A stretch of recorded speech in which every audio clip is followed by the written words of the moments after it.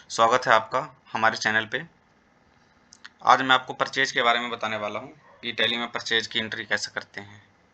Tally में with GST entry कैसे करते हैं और मल्टी जीएसटी एंट्री कैसे करते हैं, सारा डिटेल में मैं आपको बताने वाला हूँ। ठीक है, सबसे पहले ये गेटवे ऑफ टैली है। आपको वाउचर में जाना है। यहाँ पे वाउचर में जाने के बाद परचेज देखो खुला हुआ है बाय डिफ़ॉल्ट। अगर नहीं होगा तो इसका शॉर्टकट कमांड F9 है। ठीक है, F9 दबाओगे परचेज खुल जाएगा। सबसे पहले आपको क्या करना है परचेज की एंट्री में कि जो आपके पास बिल है परचेज का, वो बिल पे देखना कि उसका डेट क्या है। तो उसका जो भी डेट होगा आप डेट डाल देना। जैसे मान लो 16/12 का डेट है, 16/12 डाल देना। उसका इनवॉइस नंबर भी होगा बिल पे, जो भी इनवॉइस नंबर होगा वो डाल देना, डेट डाल देना, किससे परचेज आया है वो। ठीक है, पॉइंट से है सबसे पहला पॉइंट कि परचेज वो किससे आया है, पार्टी का नाम क्या है। तो क्रिएट कर लेना है। एक तो ऑप्शन है यहीं पे क्रिएट करने का, एक है ऑल्ट सी, दोनों ऑप्शन है, आप कहीं से भी क्रिएट कर सकते हो। ठीक है, तो जैसे पार्टी जैसे जिससे भी परचेज आया है उसका नाम डाल देना है यहाँ पे। Purchase sundry debtors, creditors. Debtors वो होता है जिसको हम सेल करते हैं, क्रेडिटर्स वो होता है जिससे हम परचेज करते हैं। ठीक है, जो भी उसका एड्रेस होगा आप डाल देना। जीएसटी नंबर वगैरह डाल देना उसका, पार्टी का सब होगा, बिल भी, परचेज का बिल जो होता है उस पर। ये कुछ एडिशनल डिटेल है, जो डालने तो डालो, नहीं तो कोई ज़रूरत नहीं है। यहाँ पे क्रिएट करना पड़ेगा फर्स्ट टाइम। मैं फिर से क्रिएट करके आपको बता रहा हूँ। हल्के पहले मैंने बताया था आपको लेजर कैसे क्रिएट करते हैं। मैं आपको इसमें फिर से बताने वाला हूँ कि इसमें परचेज का लेजर कैसे क्रिएट करते हैं। नॉर्मल क्या करेंगे, क्रिएट करेंगे या ऑल्ट सी करेंगे, यहाँ पर डाल देंगे परचेज। परचेज अकाउंट में जाएगा ये, कुछ मत डालना, बस एंटर कर दो, कंट्रोल ए से बाहर आ जाओ सेव करके। यहाँ से एक तो है कि एंटर एंटर करके बाहर आओ, एक है कि डायरेक्ट कंट्रोल ए करोगे सेव हो जाएगा। ठीक है, किस आइटम का नाम क्या है जो परचेज हो क्या है, सेम उसी तरह से क्रिएट करना है जिस तरह मैंने लेजर क्रिएट करा, फिर पार्टी क्रिएट करा। यहाँ पे क्रिएट पे क्लिक करेंगे या ऑल्ट सी करेंगे। जैसे मान लो बुक है, ठीक है, यूनिट ऑफ मेजरमेंट क्रिएट कर देंगे यहाँ पे। बुक जैसे मान लो नंबर्स में आता है, नंबर्स में, पीस में, जो भी होगा आप डाल देना। ठीक है, नोट अप्लीकेबल है, यहाँ पे एस करना है आपको, ये ध्यान देना हमेशा। जो भी एचएसएन कोड होगा वो डाल देना, टैक्सेबल कर देना। यहाँ पे जैसे मान लो 18% का है बुक, ठीक है, मैंने 18% का एक आइटम डाल दिया अभी। 100 पीस जैसे मान लो आया, 18 मान लो कि रेट है इसका 50 रुपये। दूसरा आइटम क्रिएट कर रहा हूँ, 2-3 आइटम क्रिएट करके मैं दिखा रहा हूँ आपको। पेन, नंबर्स क्रिएटेड है ऑलरेडी, तो दोबारा क्रिएट करने की ज़रूरत नहीं है। यहाँ पे एस करना है आपको, एचएसएन कोड जो भी इसका होगा वो डाल देना, टैक्सेबल। ये भी 18% है, मैं कुछ और डाल के बता रहा हूँ आपको क्यों डाल रहा हूँ। 100 पीस है मान लो, ये भी 20 रुपये का है मान लो।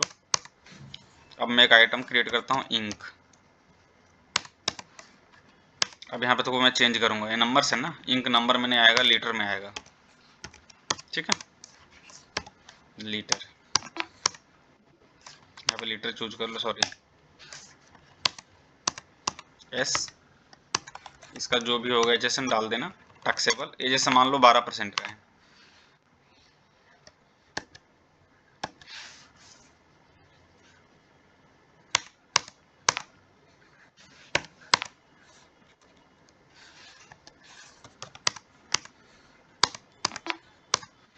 ठीक है, ये डाल दिया मान लो 10 लीटर, 100 रुपये लीटर आया मान लो।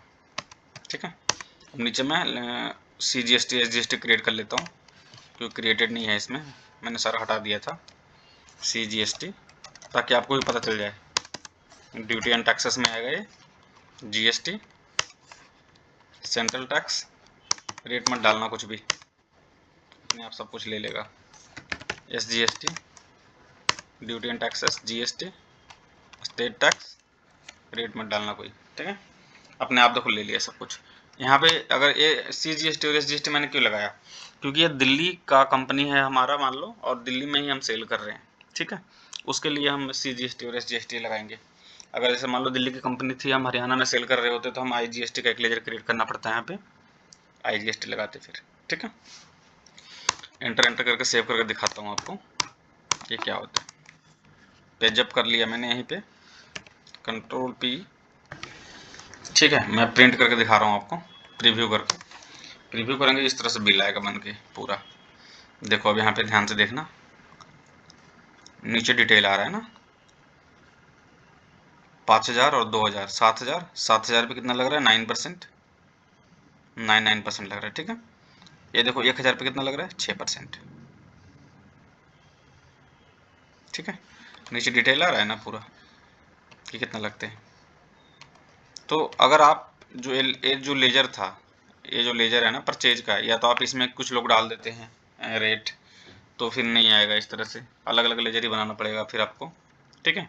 या फिर जो है CGST और SGST जो बनाया हमने, ठीक है, इस पे अगर रेट हम डाल देते हैं मान लो यहाँ पे, तो फिर मल्टी GST कैलकुलेट नहीं करता वो। फिर उस केस में ना आपको CGST@6%, SGST@6%, ऐसे ऐसे करके बनाना पड़ता है, ठीक है। तो कोई ज़रूरत नहीं है, आप कॉमन GST से काम कर सकते हो और कॉमन लेजर में ही आपका सारा मल्टी GST कैलकुलेट हो जाएगा, आपको ज़रूरत नहीं है, ठीक है। मैं प्रिंट करके दिखा रहा हूँ आपको, प्रीव्यू करके। प्रीव्यू करेंगे इस तरह से बिल आएगा बन के पूरा। देखो अब यहाँ पे ध्यान से देखना, नीचे डिटेल आ रहा है ना, 5000 और 2000, 7000। 7000 पे कितना लग रहा है? 9%, 99% लग रहा है, ठीक है। ये देखो 1000 पे कितना लग रहा है? 6%, ठीक है। नीचे डिटेल आ रहा है ना पूरा कि कितना लगते हैं। तो अगर आप जो ये जो लेजर था, ये जो लेजर है ना परचेज का, या तो आप इसमें कुछ लोग डाल देते हैं रेट, तो फिर नहीं आएगा इस तरह से, अलग अलग लेजर ही बनाना पड़ेगा फिर आपको, ठीक है।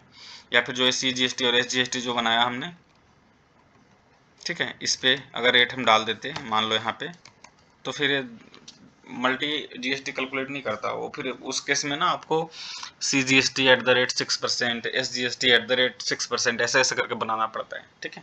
तो कोई ज़रूरत नहीं है, आप कॉमन GST से काम कर सकते हो और कॉमन लेजर में ही आपका सारा मल्टी GST कैलकुलेट हो जाएगा, आपको ज़रूरत नहीं है, ठीक है। मैं प्रिंट करके दिखा रहा हूँ आपको, प्रीव्यू करके।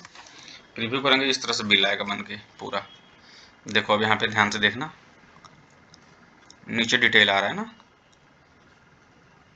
5000 और 2000, 7000। 7000 पे कितना लग रहा है? 9%, 99% लग रहा है, ठीक है। ये देखो 1000 पे कितना लग रहा है? 6%, ठीक है। नीचे डिटेल आ रहा है ना पूरा कि कितना लगते हैं। तो अगर आप जो ये जो लेजर था, ये जो लेजर है ना परचेज का, या तो आप इसमें कुछ लोग डाल देते हैं रेट, तो फिर नहीं आएगा इस तरह से, अलग अलग लेजर ही बनाना पड़ेगा फिर आपको, ठीक है। या फिर जो है CGST और SGST जो बनाया हमने, ठीक है, इस पे अगर रेट हम डाल देते हैं मान लो यहाँ पे, तो फिर मल्टी GST कैलकुलेट नहीं करता वो। फिर उस केस में ना आपको CGST@6%, SGST@6%, ऐसे ऐसे करके बनाना पड़ता है, ठीक है। तो कोई ज़रूरत नहीं है, आप कॉमन GST से काम कर सकते हो और कॉमन लेजर में ही आपका सारा मल्टी GST कैलकुलेट हो जाएगा, आपको ज़रूरत नहीं है।